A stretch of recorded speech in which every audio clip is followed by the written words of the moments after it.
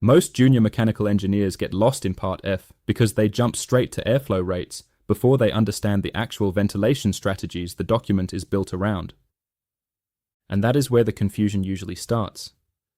So this video is based on the latest published 2026 edition of Approved Document F, Volume 1, Dwellings for England. It was published on 24th March 2026, and it takes effect on 24th March 2027 for most non-HRB work and 24th September 2027 for work connected with higher risk building work. So always check which edition applies to your project before relying on it in live design work. Now, before you even look at the numbers in Part F, you need to understand the overall ventilation strategy. Paragraph 1.5 is the key place to start. It says the ventilation strategy in the approved document relies on a combination of extract ventilation, whole dwelling ventilation, and purge ventilation. That means the document is not just asking whether a wet room has a fan. It is asking whether the dwelling has a complete ventilation strategy that works as a system. Then paragraph 1.6 says, ventilation may be delivered through natural ventilation, mechanical ventilation, or a combination of both.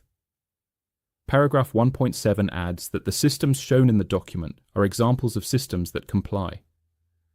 But other systems may also be acceptable if they can be shown to meet an equal level of performance. So even at this stage, the guidance is telling you to think in terms of performance and strategy, not just copying one default arrangement. For a junior engineer, the practical system types you need to understand are basically three. The first is natural ventilation with intermittent extract. The second is continuous mechanical extract ventilation. And the third is mechanical ventilation with heat recovery, or MVHR. Let's start with the natural plus intermittent route. The heading to paragraph 1.46 makes an important point straight away. This route is described as natural ventilation with background ventilators and intermittent extract fans, and it is only suitable for less airtight dwellings. Paragraph 1.46 then says that if a dwelling has natural ventilation, but the measured air permeability differs from the design, and it becomes defined as a highly airtight dwelling, expert advice should be sought, or a continuous mechanical extract ventilation system should be installed following paragraphs 1.60 to 1.66. That matters because it tells you that the suitability of the ventilation strategy depends partly on how airtight the dwelling actually is, not just what was assumed early in design. Paragraph 1.47 then says intermittent extract fans should be fitted in all wet rooms, and the extract rates in Table 1.1 can be met using intermittent extract fans in kitchens, utility rooms, bathrooms, and sanitary accommodation. So in simple terms, this first strategy relies on background ventilators for incoming air and intermittent extract from the key moisture and pollutant generating rooms. The second main route is continuous mechanical extract ventilation. Paragraph 1.62 says, the total combined rate of continuous mechanical extract ventilation in a dwelling should be at least the whole dwelling ventilation rate given in paragraph 1.20. Paragraph 1.63 says each wet room should have the minimum continuous mechanical extract high rate from Table 1.2. And paragraph 1.64 says background ventilators should satisfy the stated conditions where continuous mechanical extract ventilation is used. This is where the logic becomes more controlled. Instead of relying on intermittent extract only when a fan switches on, the dwelling has continuous extraction happening in the background, while fresh air is still entering via background ventilators. That makes this route more robust in dwellings where tighter construction means a fully natural route is less dependable. The third main route is MVHR. Paragraph 1.69 says the minimum total continuous rate of MVHR is the whole dwelling ventilation rate given in paragraph 1.20. Paragraph 1.70 says each wet room should have the minimum continuous mechanical extract high rate from Table 1.2.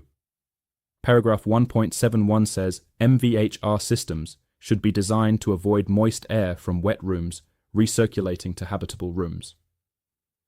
And paragraph 1.72 says background ventilators should not be installed with MVHR to avoid unintended air pathways.